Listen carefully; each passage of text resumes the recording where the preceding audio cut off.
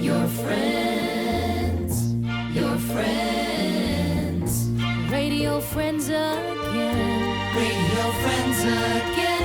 We've got a lot to share. Welcome to another edition of Radio Friends again. I'm Steve Parker here in Berlin, Connecticut. We've got a hot topic for the 22nd of November, and we've got some great newsmen here with us. And we're going to talk about the assassination of JFK. All right, let's go around the room. We got John Landry, who's in Middletown. Bill Rock down along Fairfield. Bob Serkin is here from Arizona. Bob Craig is here from the Philly area. Ron Pell from Cheshire. We've got the judge, Hal, down there, and Hal is over you're in Marlboro, right, Hal? Is that where you're at? Marlboro, yes. All right, terrific. Bob Marks is down from Florida. Is that Vero Beach, Bob? Vero Beach. It was 43 this morning when I got up at 6:30. Wow. Yes. And the lovely Joe Sebastian has found a little time to spend with us this morning. So thanks a lot, Seb, for being with us. You're welcome. Chuck Dubay is there. Hi, Chuck. How are you? Quite well, thank you. Where are you coming to us from today, Chuck? You New Hampshire? No, East Longmeadow, Mass. Okay. And Bill Hennessy and Dave Overson, again, together again. It's wonderful to see them. Ted Dalico's here. Barry Berman is here. You want to tell us where we're from, Steve? I got most of you. You guys are down in you were in Florida. Which house are you in? Are you in your house, Bill? I'm at our house, in my daughter's house, actually, in Port Salerno, which is part of Stewart, which is about 10 miles from Dave's house in Port St. Lucie. And we're all going to go to Vero Beach next Monday night or Tuesday morning. Well, I'm Not certainly next Tuesday, the week after. certainly glad we did stop and see where you were from this morning. And again, Ted Dalico, Barry Berman, and Lee Gordon. And Bob Serkin is joining us from Arizona. So I think if you guys don't mind, let's start with Bob. Maybe, Bob, you said you started covering, we spoke off the air, you started covering this whole Kennedy thing more intently in 1972 when you moved down to Dallas, right? Correct. The floor is yours, my friend. Go ahead. Well, first of all, it's great to be back on. I want to say a couple of words about Walt, because I haven't had a chance. He was a very kind, loyal friend to me. First met Walt through Bill Hennessy when I moved back to Connecticut from Atlanta in 2007. I don't have to tell you that Walt was a consummate pro with a golden voice, and his knowledge of music, performers, and broadcasters was vast and very exceptional. Whenever Walt and I talked about the Great American Songbook, about a particular artist, Walt would always say, "I'll send you a CD." He sent me many. And he had everything, including some great comedy albums. He once sent me an incredibly funny and obscene Buddy Hackett performance live in Las Vegas. I'll never forget that. Walt was also a devoted husband to Pam. God bless them both. Well, as I mentioned, we saw her, Angela and I saw her for dinner the other night, seems to be doing well, and just is looking at, like we all have if you've lost somebody, an endless pile of things she's got to get to. But she did get to listen to quite a bit. She may have finished it now of last week's program. And I have to admit, we had we can't get much more of a full eulogy than the fact that we all had time to talk about Walt. So that was really good. So do you want to go? Do you want to start from 72, Bob, or do you want to go backwards from the latest news happening? I mean, it really is this. Nobody knows the whole Kennedy thing like you. Maybe just explain briefly that this is not. We're not having a conspiracy discussion here. Your stuff is pretty well hard news. Well, yeah, and let me start by saying this: that right now I've become more of a student of the Kennedy assassination than a reporter. My reporting days have waned, but what I'd like to do is bring everyone up to date on the latest, and that includes a growing effort to release thousands of pages of secretly held Kennedy files in the National Archives. And oddly enough, the clamor to release the Gates report from the Ethics Committee has sparked new interest and a new call from members of Congress, Republicans and Democrats, to have Trump, pressure Trump to make good on his promise to declassify and release thousands of more secretly held pages of evidence in the files. So that's very good. And that's a growing call and renewed interest, a lot from college students who have delved into this whole scenario, which is very complicated and seems bottomless, but yet we all have a right and a need to know, and that's certainly underlined here. So let me begin, try to be as brief as possible. Nearly all of the Warren Commission's report was released on September 27th, 1964. That was 3 days after being presented to President Johnson. And that report, the Warren Commission report, was badly flawed with convoluted and misleading false findings.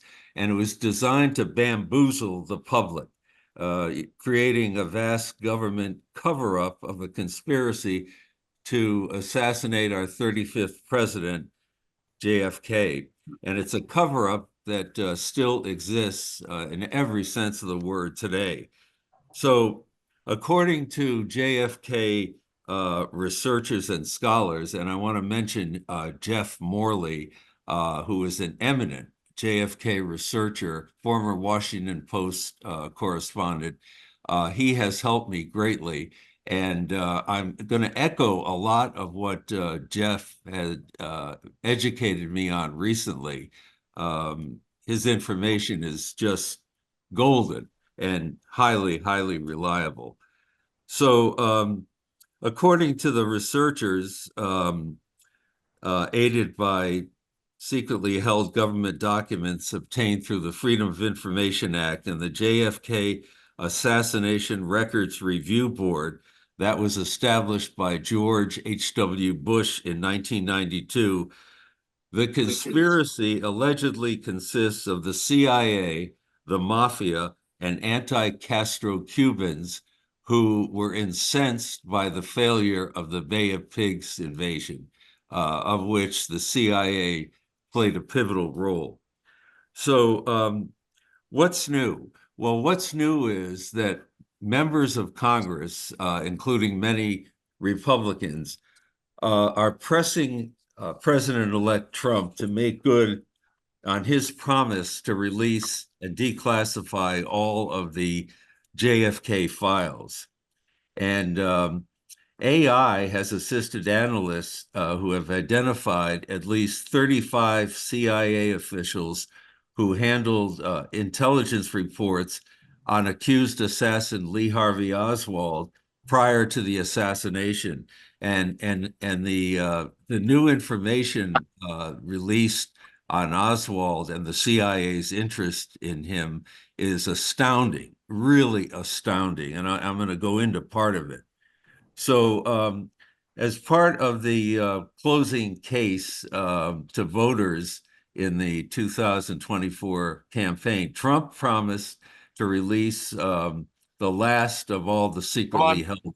Trump told the podcaster Joe Rogan, who has an immense audience, quote, "I'm going to do it immediately, almost immediately upon entering office. I'm going to declassify and release," unquote, Trump.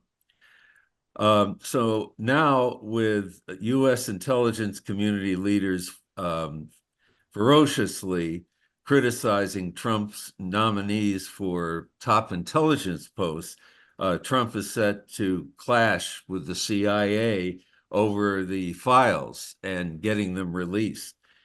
The disposition of the files, their release mandated by President Biden's 2023 memo, now is in the hands of Trump.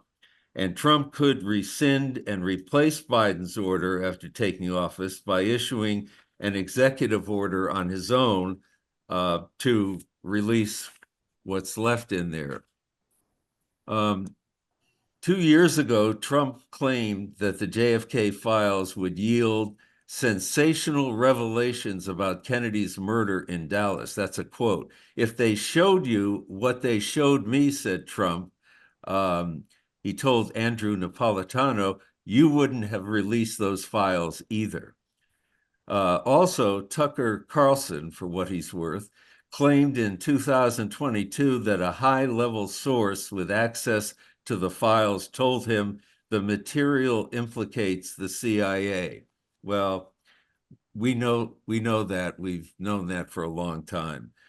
And according to the National Archives, there are 3,648 assassination-related records still in the government's possession, and that still contain many redactions.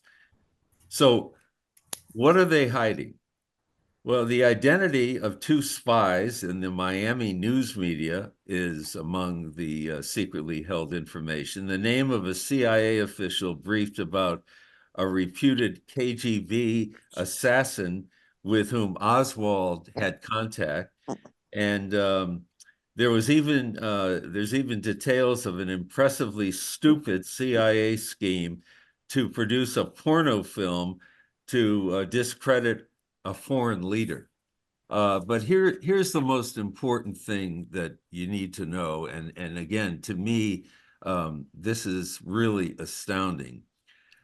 While Trump and Biden were criticized for acquiescing to CIA demands for contrived JFK secrecy files in 2017 and 22, both presidents have to be credited with overseeing the release of thousands of pages of previously unseen records.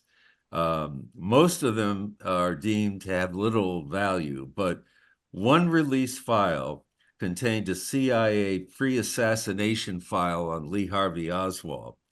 In 1923, April, the CIA finally declassified a 1962 memo of a CIA operations officer named Reuben Efron, who monitored Oswald's private conversations on behalf of counterintelligence chief James Angleton, one of the most powerful men in the CIA at the time.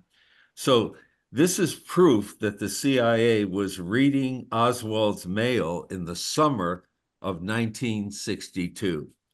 However, in sworn testimony to the Warren Commission in May of 1964, get this, CIA Director John McCone claimed that the CIA had little interest in Oswald and little knowledge of him before the assassination. There's no question that McCone's testimony was false and deceptive. No question about it. When JFK left on his trip to Texas, the CIA, according to all this, knew of Oswald's height, weight, and color of his eyes. They knew of his address in the Soviet Union and where he lived in Fort Worth. And they knew about Oswald and George de Morenshield's trip to Mexico City in October of '63, when they contacted a KGB agent and met with a CIA operative.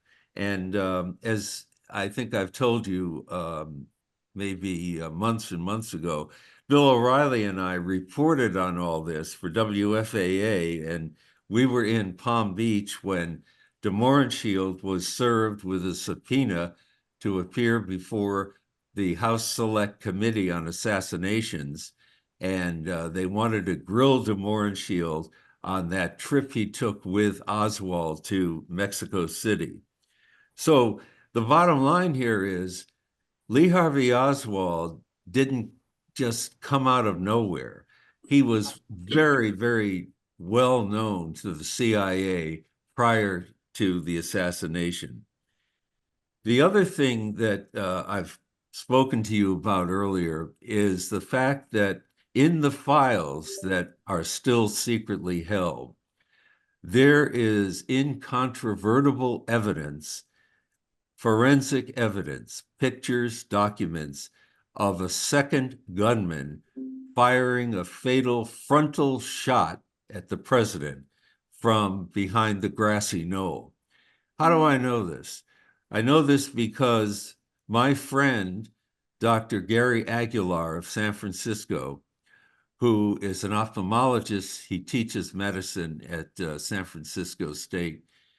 He was one of the few doctors appointed to the Assassinations Record Review Board by President Clinton, one of the few doctors allowed to go into the National Archives to inspect some of the secretly held photos and documents. And he came away with the forensic medical conclusion that the president was killed by a frontal fatal shot. And this was also confirmed by some of the doctors who attended to Kennedy at Parkland Hospital, especially Dr. Charles Crenshaw, who was a young attending physician. And he and Gary Aguilar wrote a great book that you can get on Amazon called Trauma Room 1. And it details what the doctors saw peering into the head, the open head of the president. It's really chilling, very chilling. So that's the gist of where we are today. And the good news is that there is a growing clamor to get all of this stuff declassified and released. And will it happen in my lifetime left? I'm not so sure.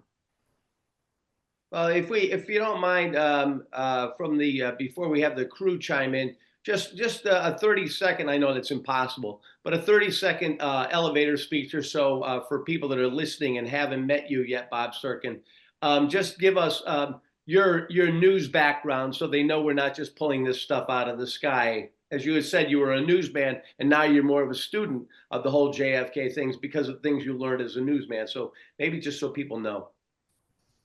Well, I've done countless stories, both radio and television, on the assassination. When I was at KNX Radio in Los Angeles in 2005, that was the 42nd anniversary of the assassination. I produced, wrote, and reported on a 1-hour radio documentary on the assassination and newfound evidence, especially on the second gunman theory.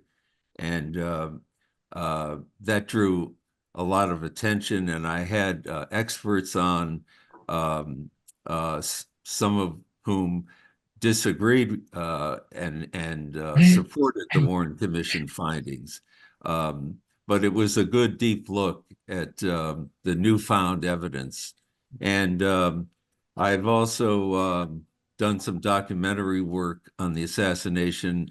I've spoken before college students studying this, and I've stayed in close contact with some preeminent researchers in this field, and some of them are leaders of the Mary Farrell Foundation. And Mary Farrell was a very bright legal secretary in Dallas, whose husband was the general manager of W.O. Bankston, Ford and Mercury. And the Secret Service came to her husband the night before the assassination and asked if he could lend them a station wagon, one of those big Mercury station wagons, because they were short a vehicle for the motorcade. And of course he did. And that sparked Mary Farrell's interest in the assassination. And she could cite you chapter and verse of the Warren Commission, and she could also debunk every paragraph in it. And many renowned news people, Dan Rather, Roger Mudd, a lot of CBS people would come to Dallas, Brokaw, taking on this story and sitting down with Mary for an educational session, as I did many, many times in the small library in the back of Mary Farrell's house. She was a remarkable woman. So my education on all this, much of it came from Mary Farrell, and today much of it comes from Jeff Morley and his JFK Facts podcast, of which I take part in. Okay, that kind of sums it up. Take care, everybody. We'll see you next minute. No, that was great, Bob, as far as really being thorough. Let me ask right up front, though, because we've got quite a few people here. If there's anyone on a timeline and they're going to have to get out of here shortly and they do have a question for Bob, I think that might be, or a statement to make, even if it's not a question, that might be good, because I don't want to lose anybody because they had to go take care of another commitment or something today. Is there anyone? Go ahead, Bill Hennessy. Go ahead. Yeah, I want to ask Bob to explain how he and Bill O'Reilly went to Miami and discovered something very remarkable also. Well, it wasn't Miami, it was Palm Beach. What happened is George de Mohrenschildt, who was a Russian oligarch, a petroleum engineer, came to Dallas with Oswald when Oswald left Russia and came with Marina, his wife. And he became sort of Oswald's father figure. So de Mohrenschildt was teaching languages at a small college in Dallas, Bishop College. And we found out that he went missing. He lived on campus. So O'Reilly had this friend, a former magazine writer in Miami named Gayton Fonzie. Fonzie went to work as an investigator for the House Select Committee on Assassinations, plural, because they were looking into the Martin Luther King and JFK assassinations. So Fonzie tipped off O'Reilly that he was going to subpoena de Mohrenschildt the next day in Palm Beach to appear before the committee. Now, de Mohrenschildt was holed up in the Breakers Hotel with Edward J. Epstein, the writer, who was writing another book on the JFK case. And we went down there on a midnight Braniff flight. Our boss, Marty Haig, sent us down there. We hired a freelance cameraman, showed up early in the morning at the Breakers Hotel. I tipped the bellhop $20 to tell me which suite number de Mohrenschildt and Epstein were in. We go up, camera rolling, knock on the door. Epstein comes to the door, cracks open the door, sees the camera, and goes ballistic. But in the background, we could see de Mohrenschildt sitting at a dining room table where he was being interviewed for this book. So we're bodily thrown out of the hotel. They break for lunch at around noon, and de Mohrenschildt goes back to the mansion he and his daughter were staying in nearby Manalapan. And on the way back, he is subpoenaed by Gayton Fonzie. So what happened is they find the body of George de Mohrenschildt in an upstairs bedroom shortly thereafter.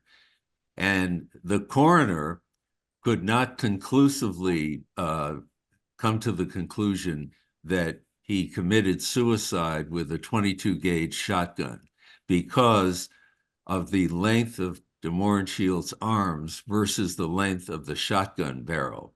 But they ruled it an alleged suicide. The next day, O'Reilly and I interviewed Alexandra de Mohrenschildt, his daughter, and she was adamant, claiming that her father was murdered. But that is as far as it went. She disappeared, and as a matter of fact, the last report was that she was living somewhere in the Phoenix area. I've yet to find her.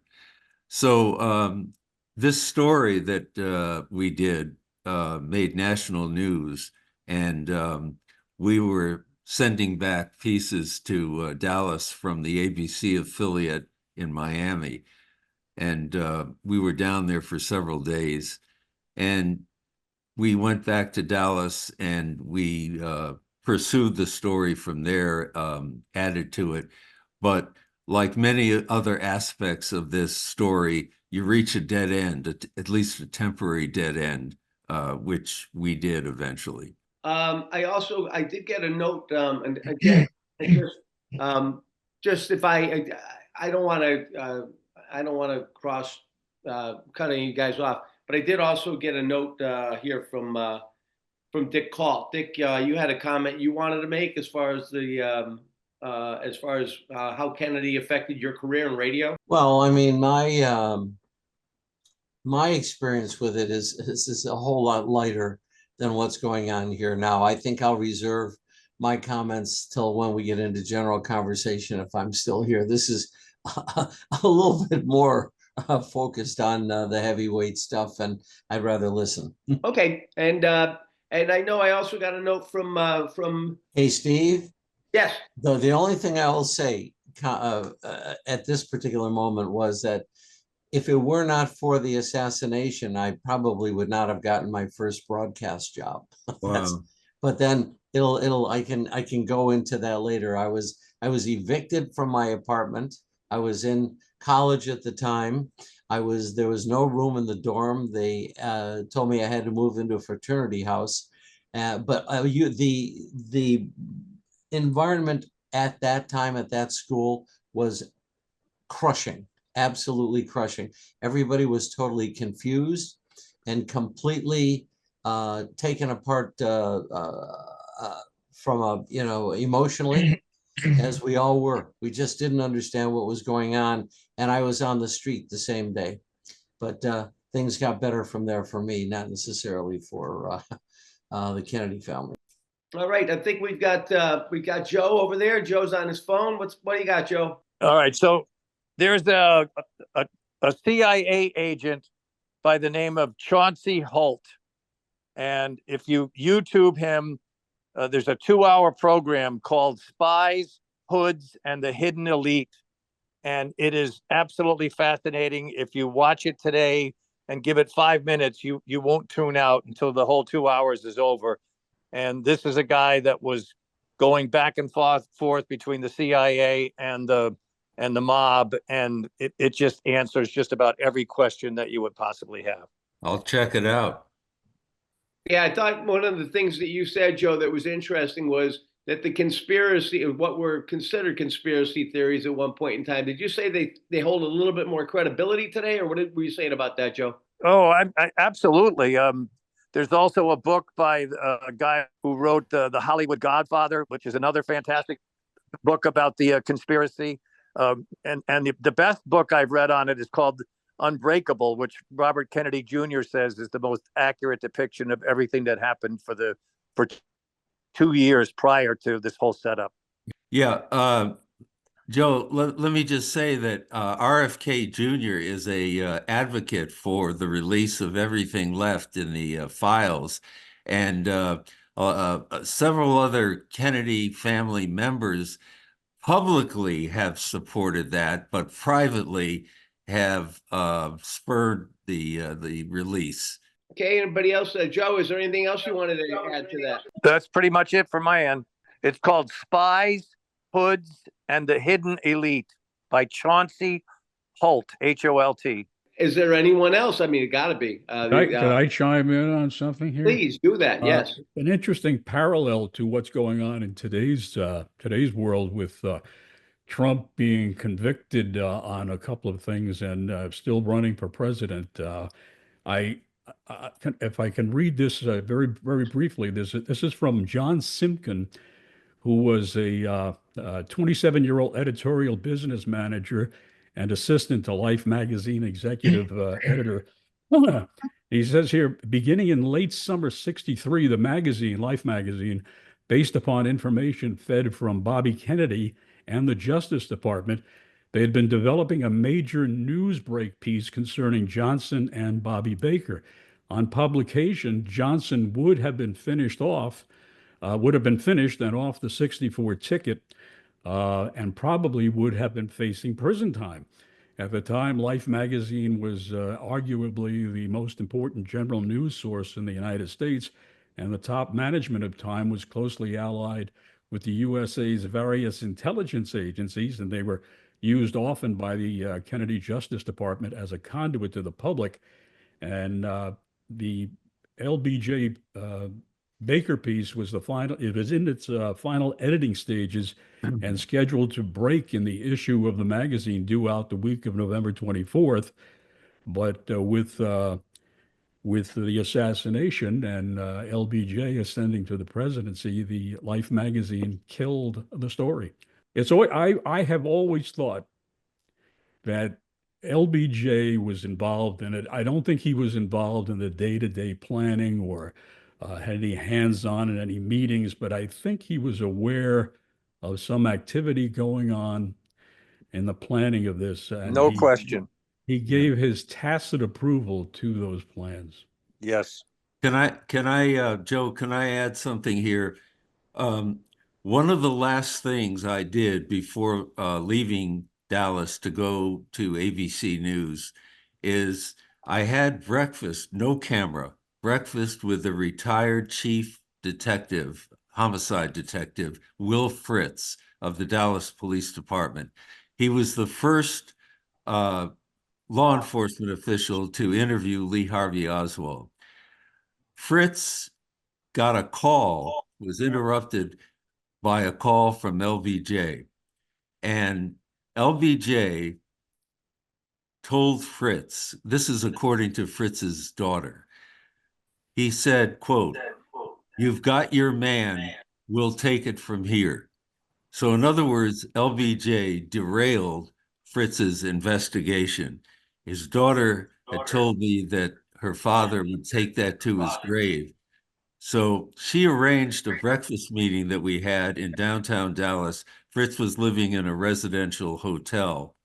And I asked him, I said, "Captain, would you consider talking about that phone call with me on camera?"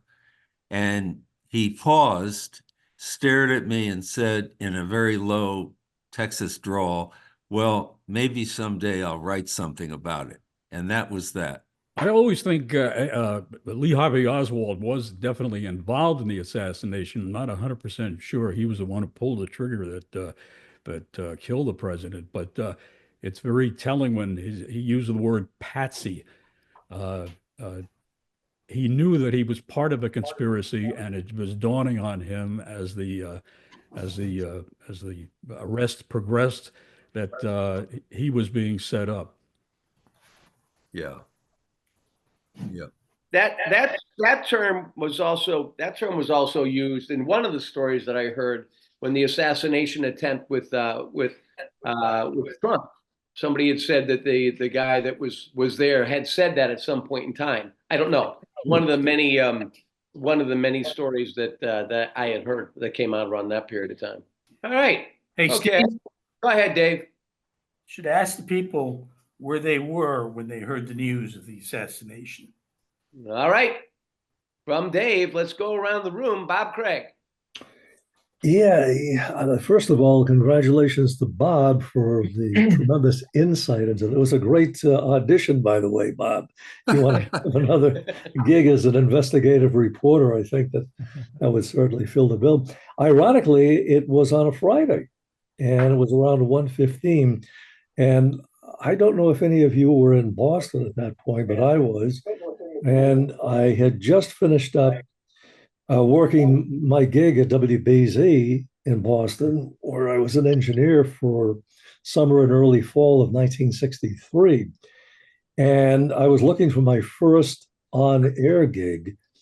And I remember going out to buy a couple of rolls of tape for my audition tape. And I was up at a place called the Arcade Bazaar on Revere Beach in Revere, Massachusetts. And this was shortly after 1 o'clock in the afternoon. I got into my car, turned on the radio of my trusty 1957 Volkswagen, and heard bulletins flying on the air. And I think, boy, this is like serious. This is something you've never experienced before. So I went home, and I guess like millions of others, you tuned into the TV and got your firsthand report from Walter Cronkite and the famous footage of him delivering the death of Kennedy.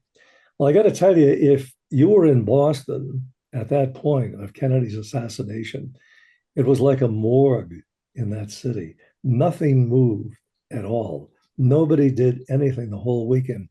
Everybody was stunned.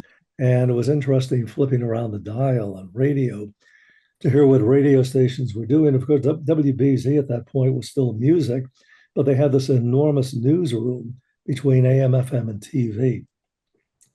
And I was thinking to myself, boy, I would have loved to have been there just about 2 or 3 weeks short after I left there to be in that environment of a major station in the city of the president. But that whole weekend was just totally quiet. Nobody did anything. And I also remember hearing the little excerpt that Big D had from all the tapes that have been flying around about the cancellation of all the appearances of the the WDRC DJs at that point.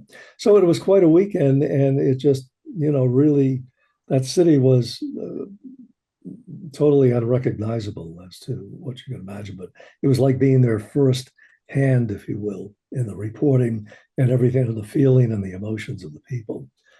So that's pretty much my take on. I think Dave, between you and I mean, I have it somewhere in my file. I'm going to try to play it on the air tomorrow. We have the open letter to JFK, and was it Aaron Shepard or Joe Barbarette that narrated that? Do you remember, Dave? No, I don't. It's either one of those two. Okay, well, sounds familiar. Sounds like it could be. I don't know. Bill? I think it was Barbarette. Okay. I Because I do know that was something my dad just thought the world of JFK, and also my dad was the Navy man. But like so many of us, and I mean, it just destroyed him as far as emotionally what it did to him. And that's when he turned to the typewriter, like he did so many other times, and did what was actually published in the Hartford Courant, and it's read into the congressional record, I believe, by Ribicoff, that was written as an open letter, "Dear Mr. President." And very, very, very powerful. But that's how he put his emotion out. It's recorded. Dave and I had found it. I know I played it on the air, I think, just about every year that I've been doing the TIC thing. So if I can get my hands on that again, I'll shoot it out to all of you. I think you'll get a sense of that, what was happening in there. And like Bob was saying, I mean, I was only in second grade, and I just remember coming back in from recess, and that, I think the speaker, because we didn't have TV in the room then, I think the speaker was carrying everything, the news right then. That's what I remember.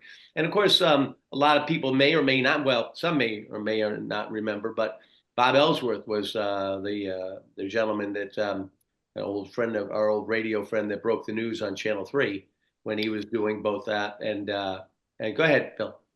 Well, by the way, Joe Barbarette went on to become the press secretary to Senator Tom Dodd. Right. And that shows you how well he was esteemed. Mm-hmm. Speaking of Bob Ellsworth, that particular day, Bob was subbing for me on a show called Mike Line on radio, which went on at 1 o'clock in the afternoon.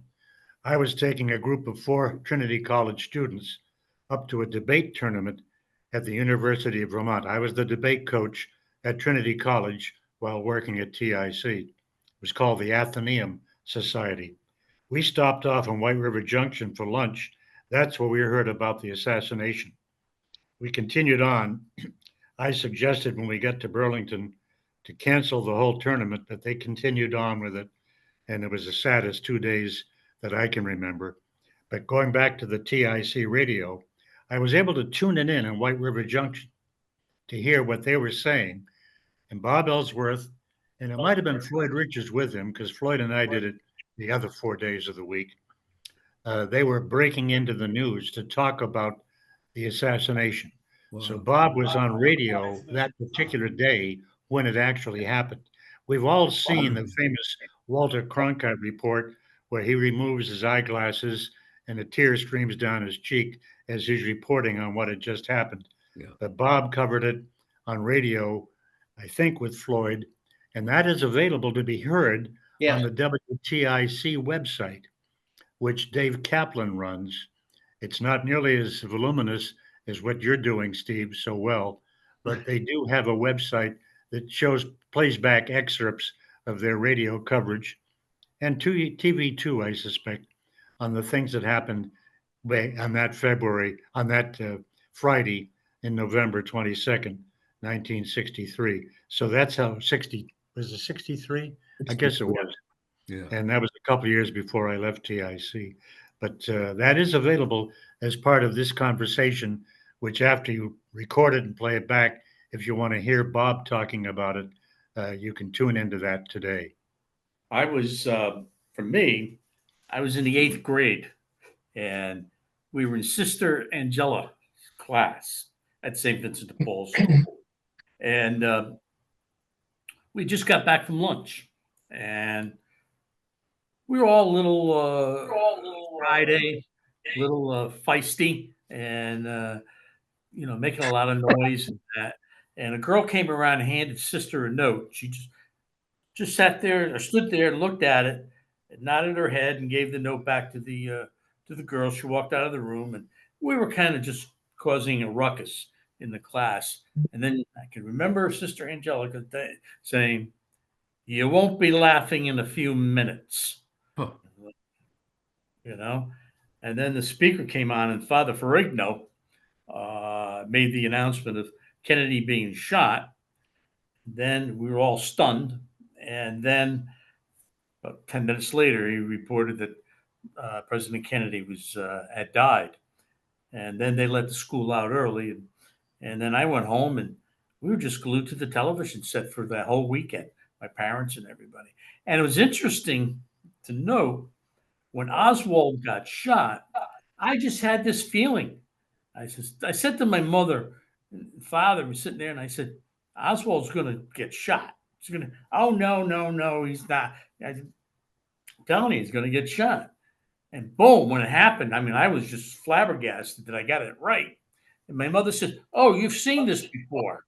And I go, "How can I see it, Ma? It's live." And so she just kind of looked at me and goes, "Oh, wow, you're right." So, but that was a weekend of weekends. That's for sure. And that adds so much to the conspiracy theories. I got let out of school. I was a sophomore in high school.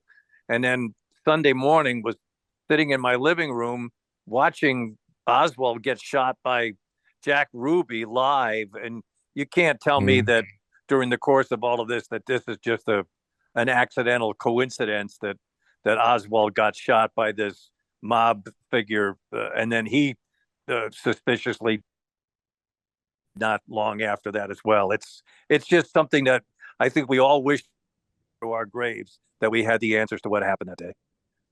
I've got the Ellsworth piece, the Bob Ellsworth piece, and he was with Floyd Richards. I just pulled it up on YouTube. I'll send it out to everybody. And Dave, if you want to drop it into the show, or you want to just pick part of it, Dave, you've got the master as far as that stuff goes. If you want to grab any of that or the open letter to Kennedy or anything, we can put that in post. But I'll send that clip out of Floyd and Bob Ellsworth. Steve, just a quick word about Jack Ruby. Jack Ruby was the owner of the Carousel Club in Dallas, which was basically a strip joint. And a lot of cops used to frequent that place. Ruby knew every cop in Dallas. So people ask, well, how did he have access to Oswald? Well, Ruby walked down the ramp underneath the police headquarters into the garage that day, and every cop knew him, so no one challenged him being there. And that's how he had access to Oswald, and that's how he became so close as to shoot Oswald. And Ruby was a low-level mafia type, but his motive for shooting Oswald is still unclear. Okay. Still going around the room, Ron Pell Any recollection? Well, I'm sure there's recollections of that day where you were and. I remember it vividly. I would, like Joe, I was a sophomore in high school, and I remember I was in English class, 1 o'clock in the afternoon, and suddenly somebody comes into the English room, and the teacher tells the teacher to come out to the hall. And I'll never forget this. The teacher goes out the hall, and we're just sitting there wondering what's going to happen, what's happening. He comes back in, and he's crying. I said, "He's crying," and he said, "The president's been killed. Everybody go home," and they shut the school down. Wow. I was a 20-year-old working for a mail order house at the time, was not in broadcasting at all. And I was an assistant buyer in a mail order house in November, as you might consider just before Amazon and FedEx and immediate shipment stuff. The busiest time of the year was October and November for Christmas mailing and shipping and stuff. So the place was really busy. We were working 6 days a week, 10 hours a day to get stuff out. And when the news came in from the outside at 1:30, everything stopped in this 4-story building. People moved to the shipping department where they had a small TV set up, and you could see the news coverage at the time. And it was just incredible, with people standing in a crowd of 20 or 30, 40 people around this little TV just to hear whatever they could, and people crying the whole time. And that whole afternoon and through the weekend, all you could do was sit and watch television, watch the coverage, and be astounded by what had happened, and then what happened subsequently when Jack Ruby shot Harvey Oswald. I was watching TV at the time, and I just saw the shot, and I mean, you just are stunned. It's incredible that anybody could A, get that close, and B, have a gun and shoot somebody at the time. And it was the subsequent thought of people of our age was immediately, well, we're probably going to wind up in a war, because it was inconceivable that somebody within our country would shoot or kill the president of the United States. It was not something that entered your mind at the time. This doesn't happen here. It happens elsewhere. So the thinking was, not only were we getting involved in the Far East, but that there was going to be some kind of war. Somebody from outside the country must have done this to kill the president of the United States, and for reasons of which there might have been multiple reasons. Obviously, it was after the missile crisis, so the first thought was Russia, and that's probably where Lee Harvey Oswald's connection got tied in, because that was everybody thinking that it was somebody in Russia.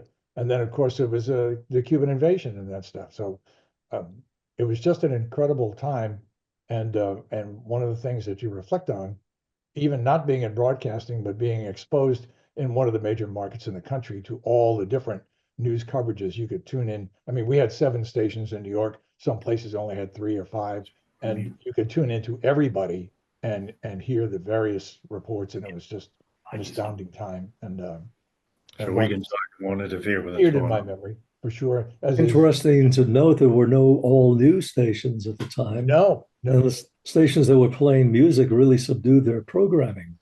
They were playing semi-classical music, the Andre Kostelanetses of the world, and the Percy Faiths, and that was the somber mood that entire weekend. And at nighttime, if you scanned the dial around the country, depending on where you were, it was interesting to hear a tone of radio stations. Some of them, and I think I picked up a few of them down south, did not have any change in programming at all.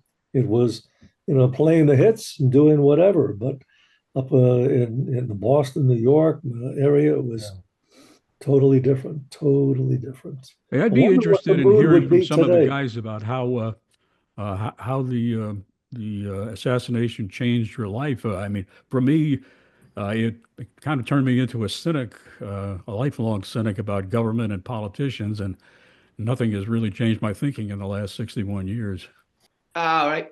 I know sometimes it's tricky to hold on to TJ Lambert, because TJ is out there in New Mexico. TJ, did you have anything that you wanted to comment, or any comments you wanted to say?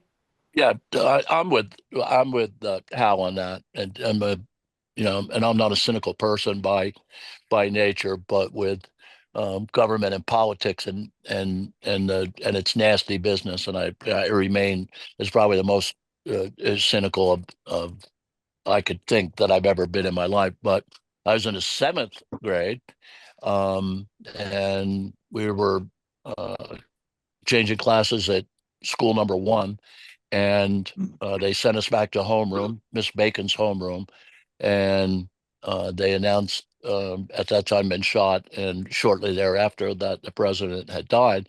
And I went home, and I don't believe I left the front of the TV until they lit the eternal flame. I mean, I ate my meals in front of the TV. I never really left. Slept on the floor in front of it, and so on and so forth. But a life-changing moment.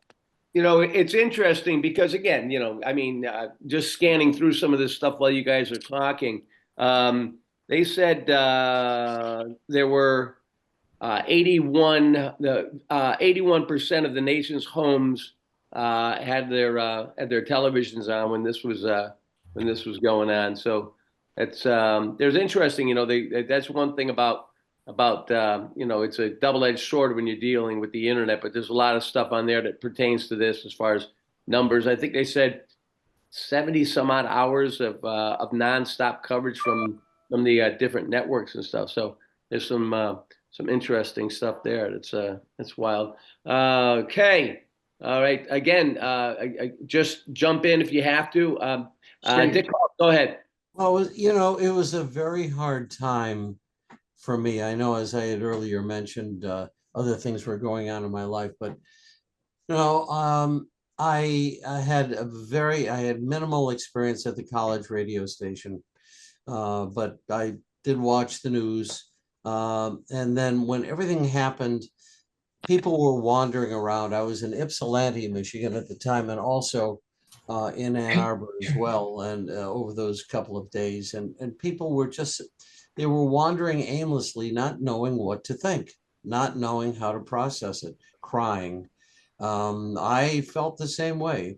And I don't know if anybody was at that point starting to think in their head, was this something other than a Lincoln type of assassination, or whether it was something bigger than that, because it was in the moment at that time. I will say that after I asked my landlady, who had told me to move out the night before this even happened, if I could move back in until I could find a place, given everything going on, and she said no. And I think she said it mainly because she was just famished. She just didn't know what to think about anything, and everything that she looked at was horrible, and everything she was hearing was horrible. But that's how I went back to the school, and I found my way into the dormitory only to the you know, the suite. I forget the name of it, until I could get to the fraternity house a couple of days later. But it was I was glued to the TV and watching the murder. I mean, we saw 2 murders in 1 week live on television. I don't remember if the Kennedy assassination was actually live, but obviously the Oswald murder was. And you think about that.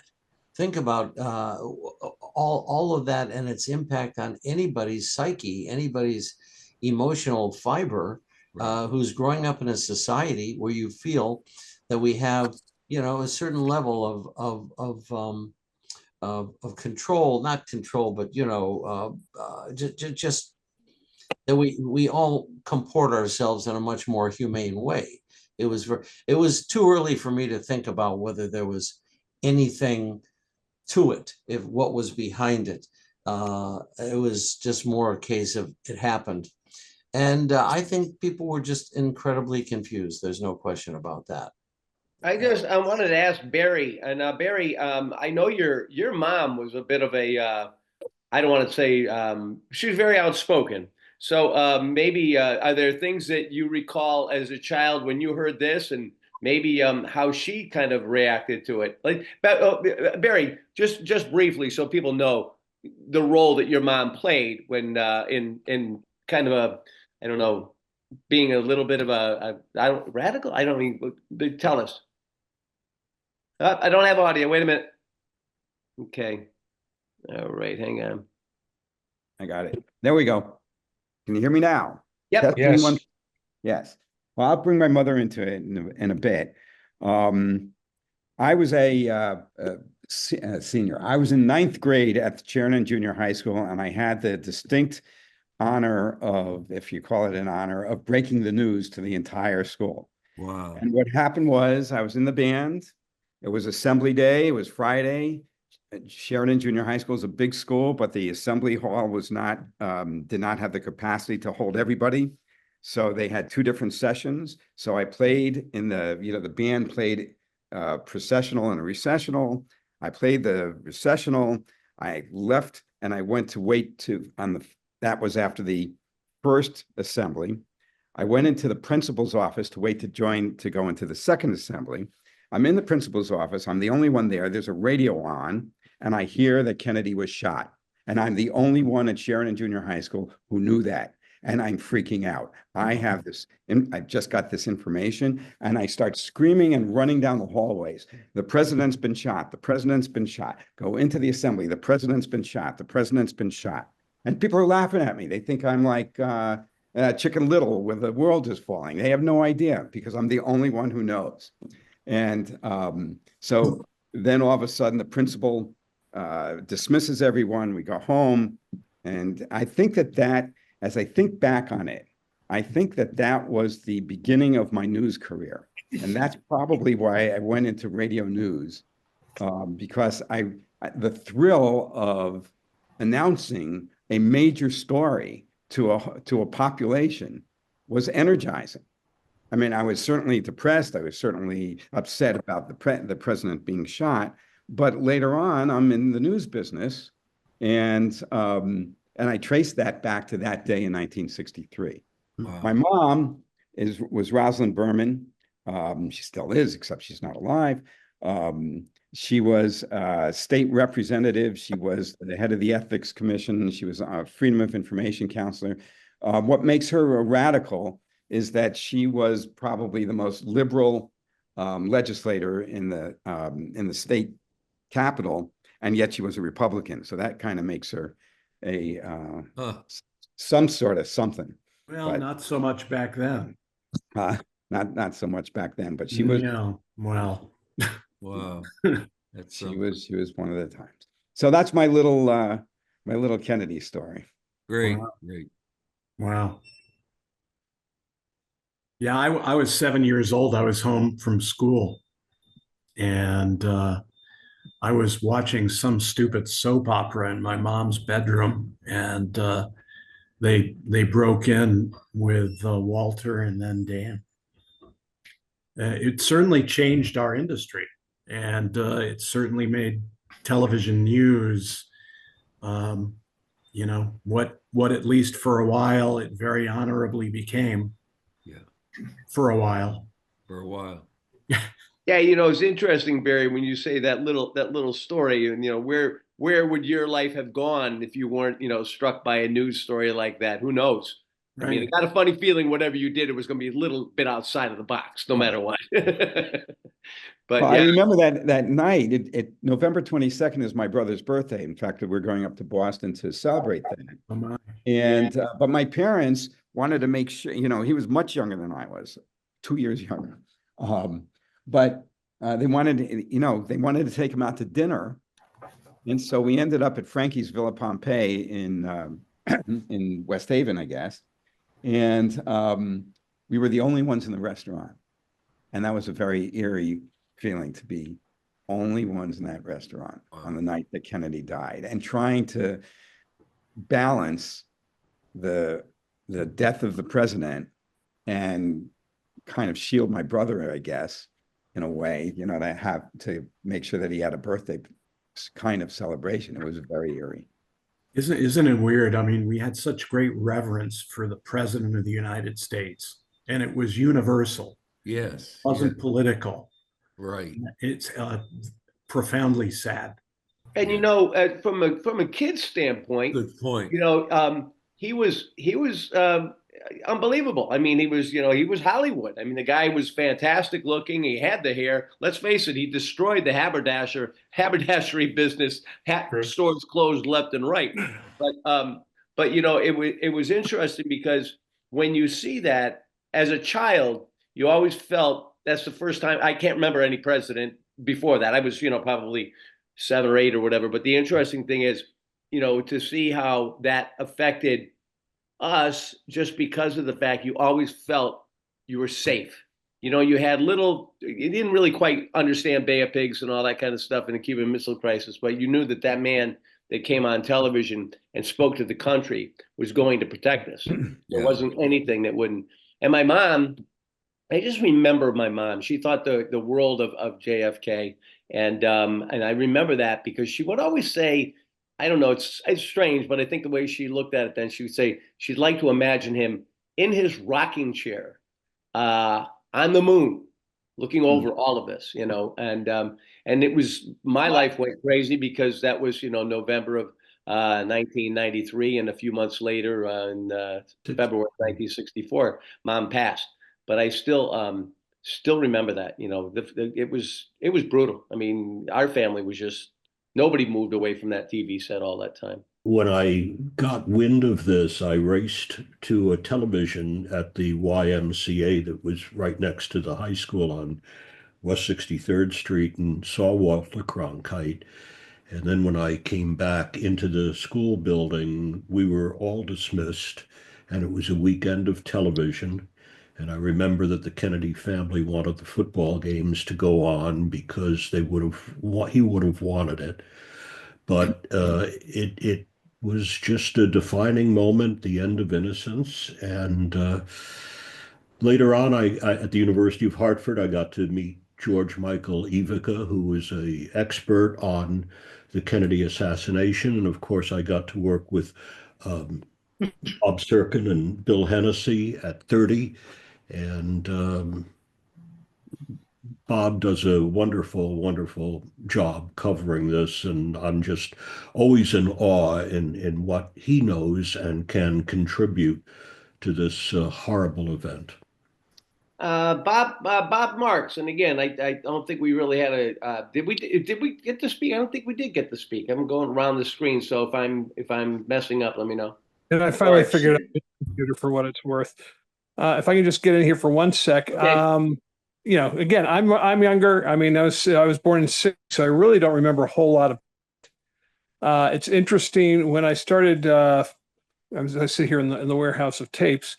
When I cleaned out WTIC before they were sold to Infinity or Xfinity or whatever the heck they were, they had run tape on all of the NBC network broadcasts hour by hour through the whole week, which we transferred to CD.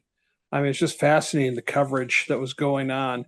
But as far as firsthand knowledge, obviously, I was 3 years old at the time, so I really can't speak from that standpoint. All right, let's go over to Bob Marks again. Bob? Yeah, thanks, Steve. I was living in New Britain where I grew up for many years, and I was in 9th grade, and I was attending St. Maurice Junior High School, and Sister Superior walked into our homeroom, and that was Sister Carmela Marie, my favorite nun. And she whispered something to Sister, and then she walked out of the room, and Sister Carmela Marie turned to us and said, I have some very sad news. The president has been shot. And of course, JFK being the first Catholic president, it was a really big deal. And we were all absolutely stunned sitting in our seats. And I believe that Sister Carmela began to cry. And of course, we being very impressionable at that age and, being in a Catholic school, I think several of us also began to cry. And she dismissed us, and I walked up the hill to my house, immediately turned on my black and white TV, and we sat glued there. And as was mentioned, I think that was the end of the age of innocence as far as we're concerned. And I don't think our country has ever been the same since that date. It was just awful. And by the way, I think Ted Delacour or somebody else was talking about being in front of the TV set when Jack Ruby shot Lee Harvey Oswald. Yeah. I remember that. I was watching it live, and something we'll never forget. You mentioned that the end of Innocence, and it's interesting because what pulled us all back after that were the Beatles coming shortly after that. You know, we needed something to give us a boost. So you go from the end of Innocence, but when you look at two things that really changed our lives, especially as children back, you know, that was really amazing then. Let me go. John Landry, did you have a chance to pipe in there? No, I didn't. Okay, go ahead, John. I was a freshman in college in Pittsburgh at the time, and we just got out of class and was going down to get lunch. And somebody said, "Did you hear the news? Did you hear the news?" And I said, "No."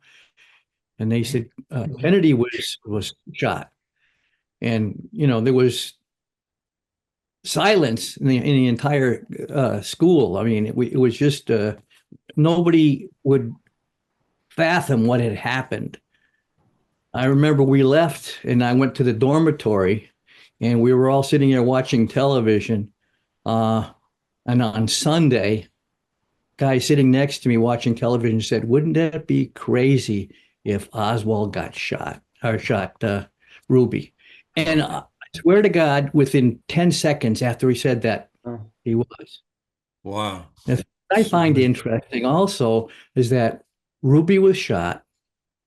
There was another woman that was supposed to be part of the investigation that mysteriously died of cancer about 2 weeks later.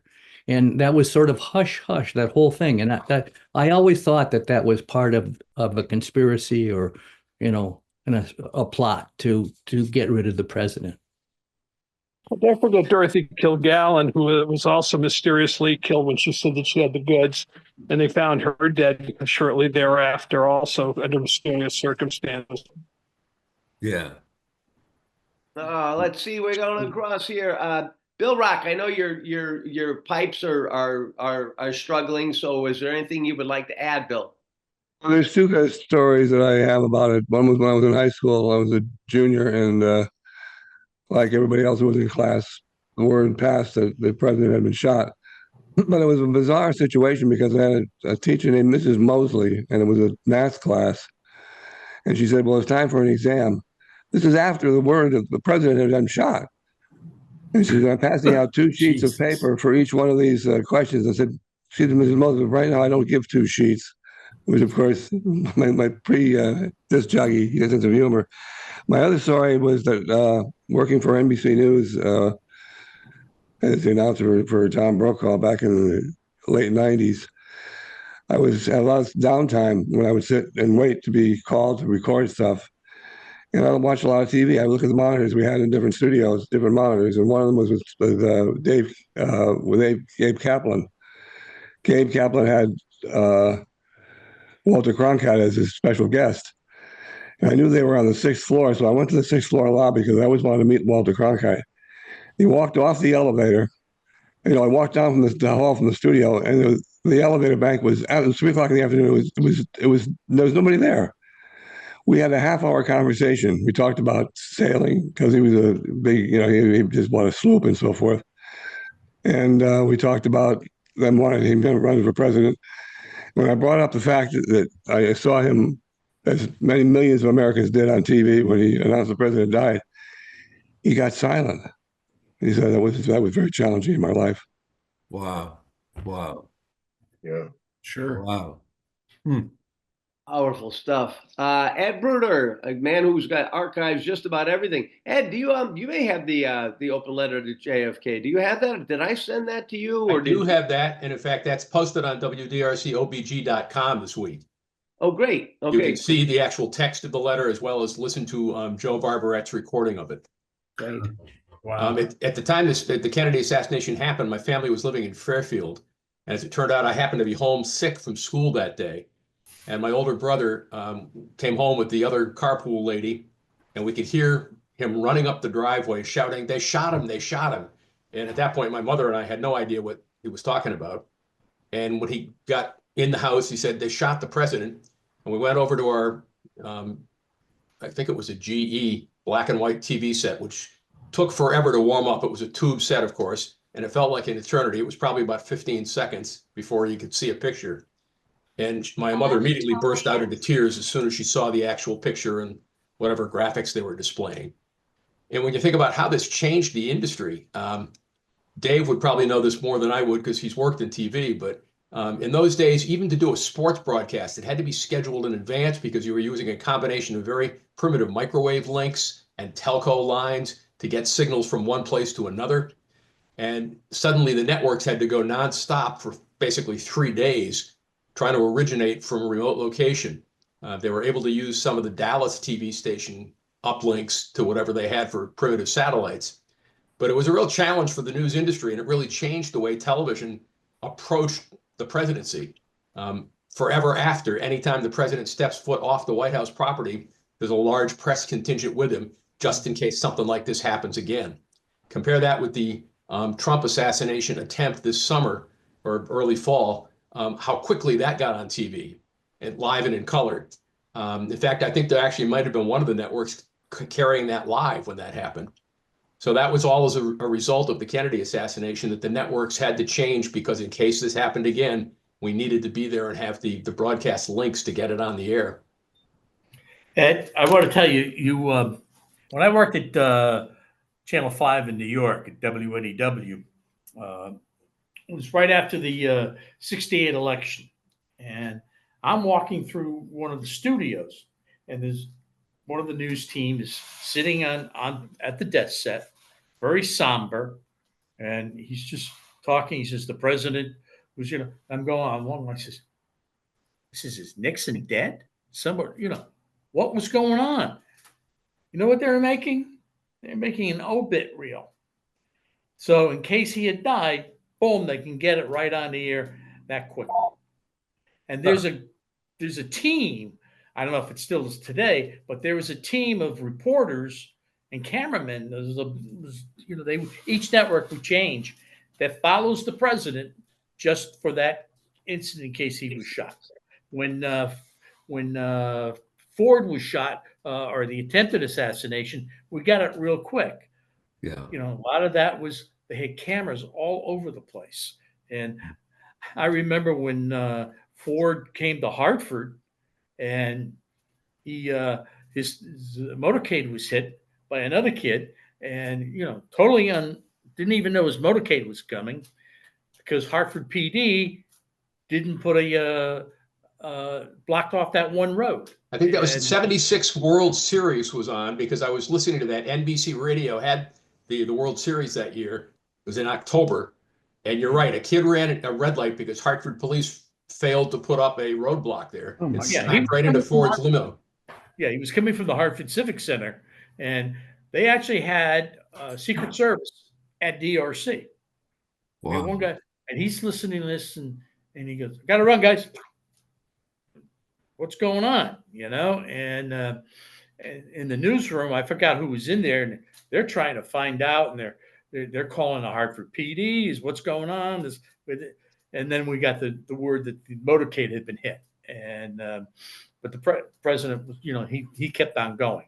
But I mean, that was amazing having a network doing an obit on a live president as if he was dead, and a lot of stations would do that. They would be prepared so they could run something real quickly. Oh, yeah. Dave, back when I was just one of the story about that, there were 5 presidents that were alive when I was doing the promotional announcements for NBC News. They had me do 5 obits for that reason. Wow. Yep. Yeah, and I think sometimes maybe that's how some of these things will accidentally, in today's world, end up going up social or Facebook or something, because everybody has to have these things ready to go. From what I understand, even with famous people, obviously with a lot of famous people. Yeah, newspapers do that. They prepare obituaries for very famous people so that they can get it in the circulation as soon as possible. And you know what they call those, Bob? What? It's newsroom humor, but they actually call those files morgues. Yeah. It's stuff that they can refer to in a hurry when it's needed. Yeah. You know, another interesting thing is there's some footage that's out there of Edwin Newman, because he was the guy, he was the voice for NBC News to announce it. Yeah. And that footage, as well as the Walter Cronkite at CBS, they weren't really even set into a studio. They were kind of right in the middle of working newsrooms with phones ringing and very simple looking microphones, not that great lighting.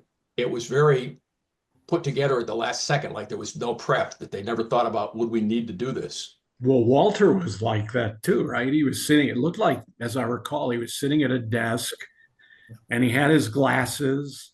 Without his jacket. And he was in tears.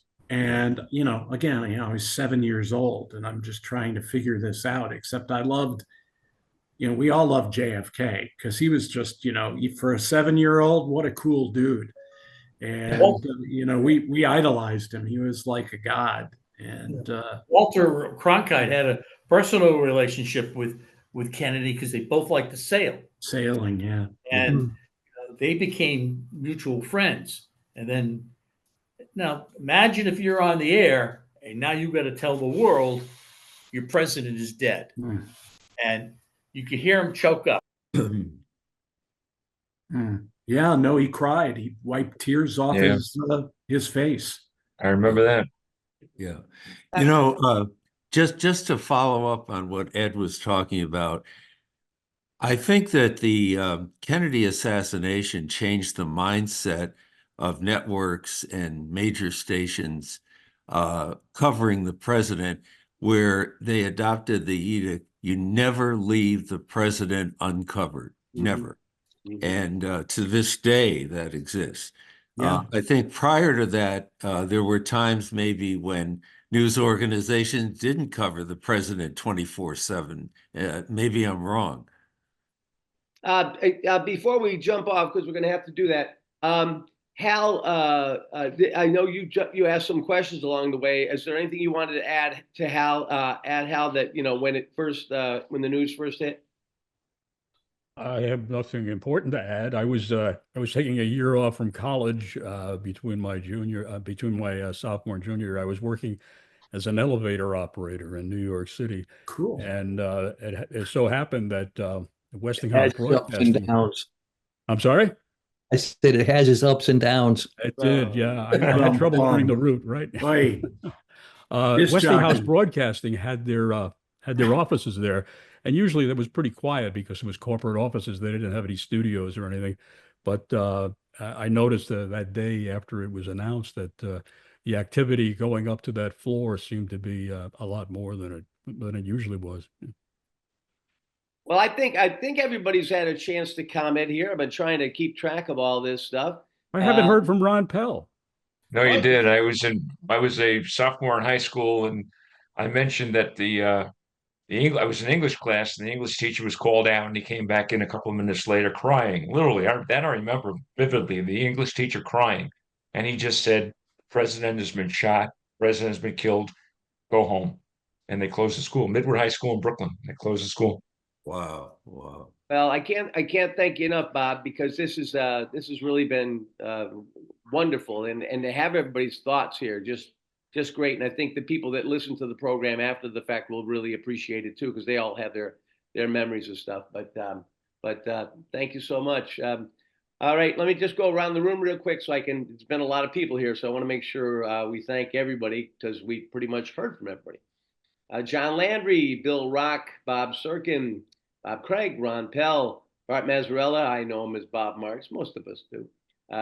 Joe, we know him as Sebastian. Joe Schlosser, Chuck Dubay, Bill Hennessy, Dave Overson, Ted Dalicu, Barry Berman, Lee Gordon, Dick Colt, TJ Lambert, Clark Smith, Tracy Carmen, Ed Bruder, Jim Levin. Who did I miss? Oh, yeah, me.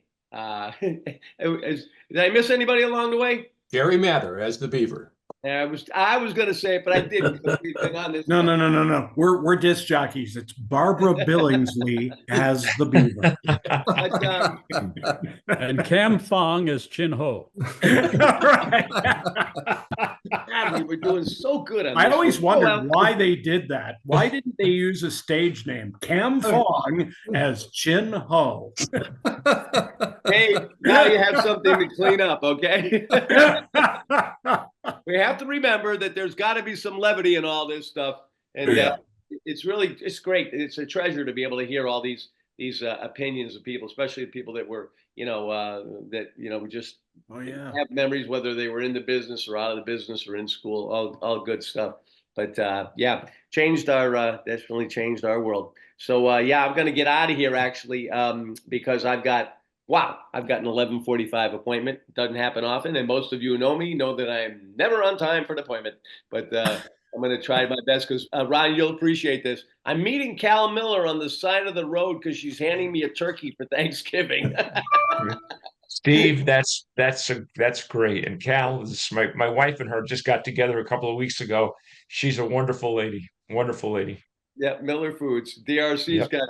Well, yeah, I should probably send out the turkeys too, Ed. I should probably get that out along with the Kennedy stuff, And next week Joe had to leave, but one of the things he brought up, and maybe we could just touch upon it, was he had said the anniversary of 1969 of the reinstatement of the draft.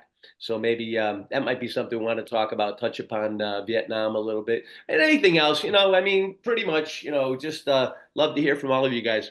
But we are going to have to split, and please, people that are going through any kind of challenges out there, financially, emotionally, if you just need support, as we've found out here, there's a lot of support in the brotherhood and sisterhood of broadcasting. So please remember the Broadcasters Foundation of America.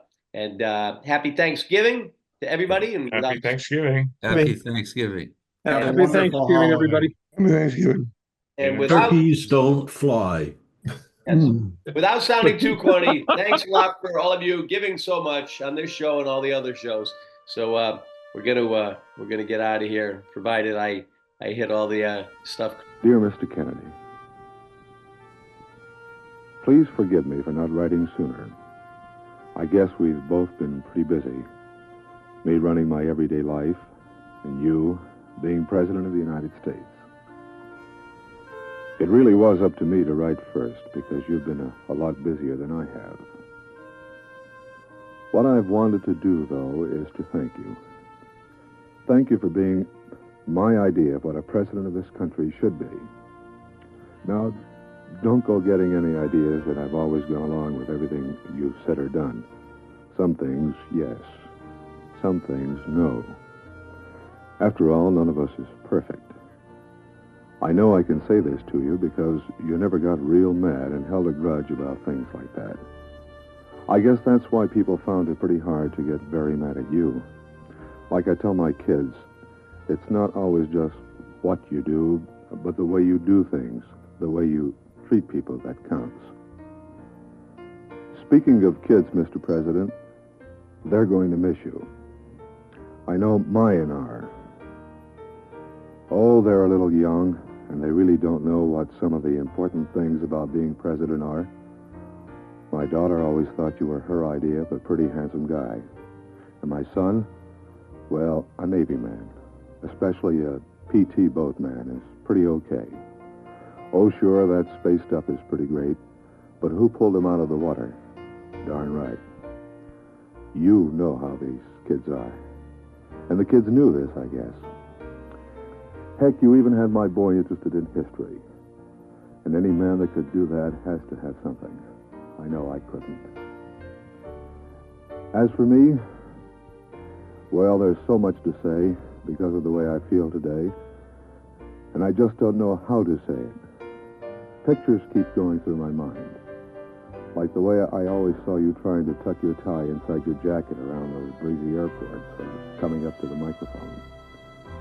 Then I see you one minute up on the Cape in your old clothes, just like I like to be. And the next, looking straight on at Mr. Khrushchev at one of those high meetings. And your voice, I can hear it now. I can't get it out of my mind. Somehow, when I was watching you talk on TV, the sound of your voice always sounded like one of those recordings of famous voices out of past history. They have that same ring, and the words seemed like words I knew I would be hearing again someday. And so would my children, and theirs. And you know what? The time I was proudest of you was that time we came right up to the brink of a terrible catastrophe, and you talked to us about what might happen. And you stood there and faced it the only way an American should. To me, that was the greatest. Oh, I was plenty nervous in those few days, but proud of you as president and of me as an American. And now, what can I say? What has happened has happened. I'm so sorry that I could easily just lie down someplace and cry. I feel all swollen inside like something wants to bust out. I want to take my feelings out on somebody or something. But at night, after all the radio and TV is shut off, and I'm away from these horrible, unfair, unbelievable few days, I get to thinking. I think about you and how you might look down upon this scene. What would you say? And the only line I can hear, and your voice is just as plain as day, ask not what your country can do for you. Ask what you can do for your country. And you, Mr. President, I don't think you ever even asked. You just did, and unto death. And I've decided to do the same. Not ask what I can do for my country, but to go about doing it. Oh, I'll never be president. I doubt I'll even make a local office. But I'll tell you this. I'll be darn sure I have something to say about who does. I'm going to start doing things to help run this great country of ours, Mr. President. And you know what? I'm going to be doing it for you. God bless you. Signed, a friend.